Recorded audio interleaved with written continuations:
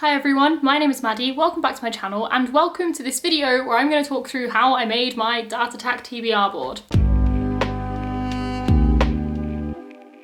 So many of you probably already know that I started a TBR game at the beginning of this month, which was DART ATTACK. If you've not seen it, please go and check it out. I'll be doing it every month from here on out.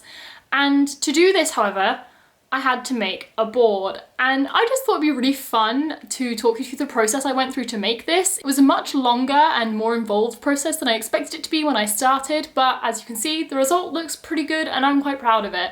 So I thought I would talk you through and show you some of the clips that I took along the way of the process that it took to make this. So just to start off, really basic, obviously the first thing I had to do was get all the materials, and so it's basically just a big sheet of cork on a backing of an MDF like piece of board. The cork was not easy to source. It turns out getting really thick cork in big sheets is not a thing that is easy to do, but I managed it, we got a hold of it. But when we got it, before we started painting, construction, anything, we needed to make sure that the darts actually stuck in it because I didn't have a clue if this would actually work. So I'll insert a clip here, which is the very first time I ever threw a dart at this thing, just out in the garden, so I didn't accidentally hit anyone.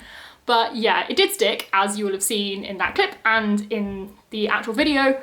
But yeah, cut to that clip quickly now. This is scary. Hey! What?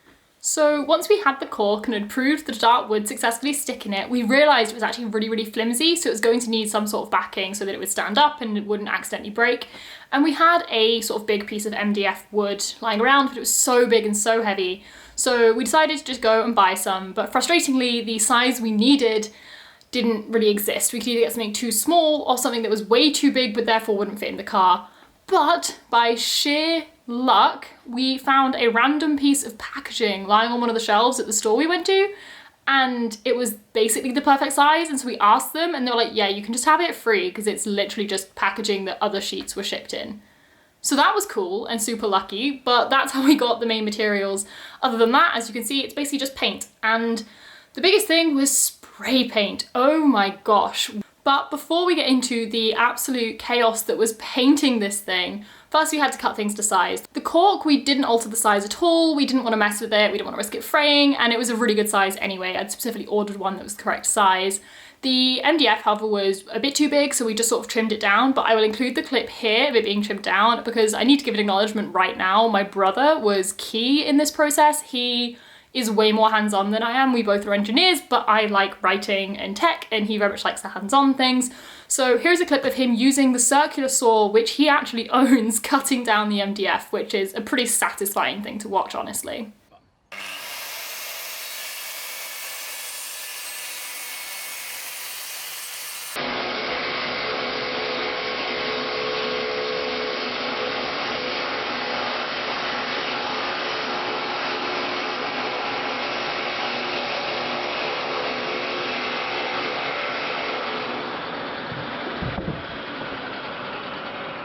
But then we had to make it look nice, and I could have left the cork and the wood the raw colour they were. They were both sort of brown, they were fine, but I'm really pedantic and I thought for my videos it would look really nice having it a really bright white. So I was like, it's fine, we'll just spray paint it.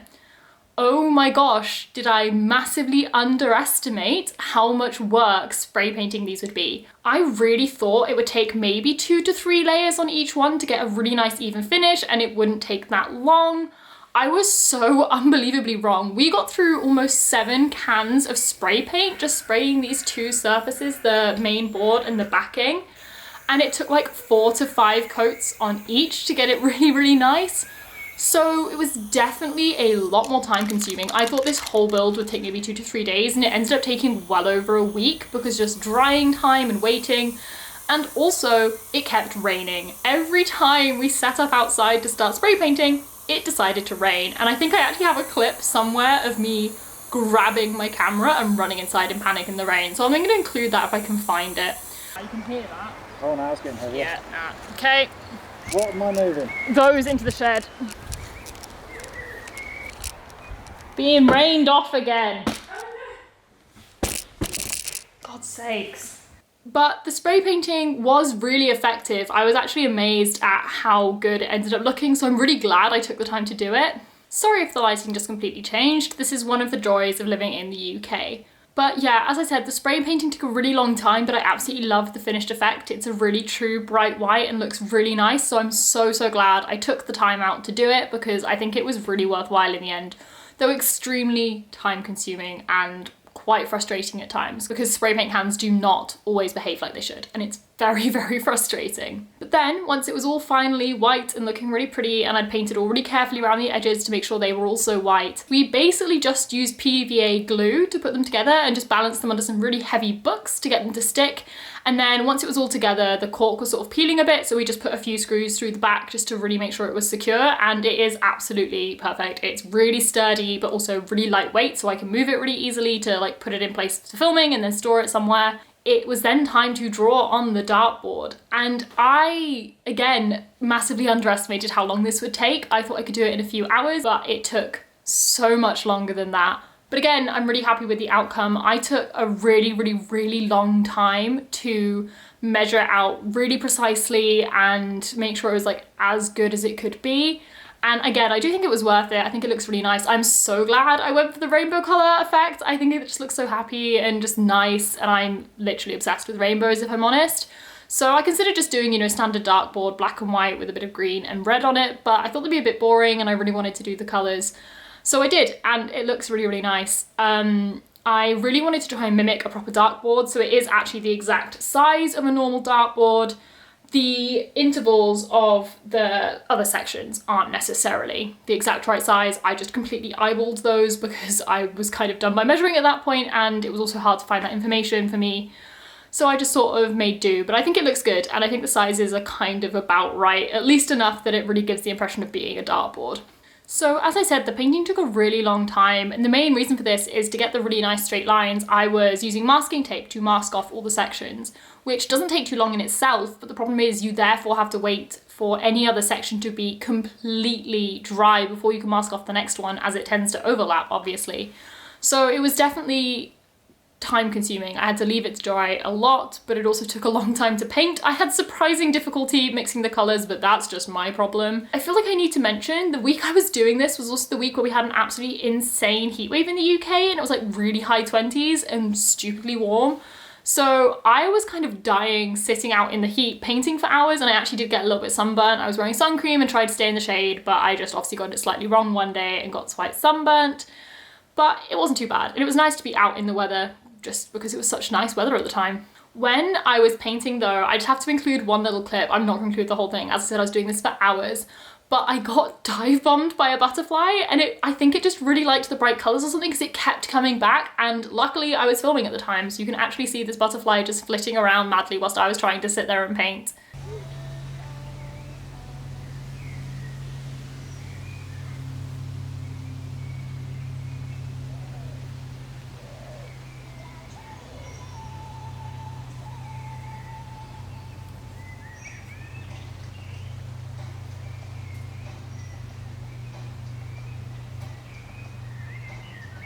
And I'll actually insert a clip here, which was just when I'd completely finished doing all the painting, because you can see how happy I was and also how relieved I was to be done. Finally, after literal days of working on it and probably weeks of planning, the board is made. It's just here. I've literally just finished painting. I've still got my apron on and everything. I'm so glad it's done. I'm actually really happy with how it turned out. It's not necessarily like as neat as I planned, but it looks really good nonetheless, and I think it'll look good on camera. So I'm really happy. The last stage now is to make all of the prompt cards. I'm just going to make little things that can be put around the edge of this. But I don't think I'm going to show you that. It'll literally just be me writing on a piece of paper like 50 times. But then once that was done, I actually said in the previous clip, I wasn't going to film the next section of making the little prompt cards. And this was because I thought it would be a really quick process. However, just like every single other stage of this process, the prompt cards took a lot longer to make than I anticipated. So all I was planning to do was cut out however many circles, I think I had 54 prompts or something, write on them what the prompt was, for example this one is Big Book, and that would be it. But then I did this and it took much longer than anticipated, but it didn't take too long. Note, I was doing this the morning of the day I was supposed to film the video, but then I discovered they were almost completely see-through. And the whole point was that I wouldn't know what the prompt is when it goes on the board, and I could completely read them through the back. So guess what I did? More spray painting. Yeah, I blue tacked every single one of these onto a big piece of cardboard and I spray painted them. I spray painted them white. And it actually worked really well. You can see they're very slightly see-through. I don't know if you can even see them in some lights, but pretty much completely opaque now. I certainly cannot read through the back of them unless I'm really trying to, which obviously I'm really trying not to. You can see some of them on the board. You really can't see the prompts on them at all. But yeah, I don't have any vlog clips of that because it definitely took significantly longer than I could have ever anticipated. But yeah, it's just a quick little video, but that was pretty much the process of making this dartboard. It was really good fun. I enjoyed having like a practical project to do during lockdown, gave me something to do for a week or so. And again, thank you to my brother. He was very useful and basically came up with how to make this and then pretty much made it. I just did the painting really and watched him do the rest. But I'm so excited about it and I'm so looking forward to filming the next DART ATTACK video, which I should be doing in the next couple of weeks or so, which is so exciting. So yeah, hopefully this was short and sweet, but I just thought I'd show you this process as I'd bothered to vlog it all. But that's it for this video, so thank you so much for watching. If you enjoyed it, please give it a thumbs up. Comment down below your thoughts on the finished board, or if you have just any suggestions about how ridiculous the process we chose to take was, because honestly it was a bit insane. Subscribe if you'd like to see more content from me. All my other socials are linked down below, but that's it, so bye and I'll see you in the next one.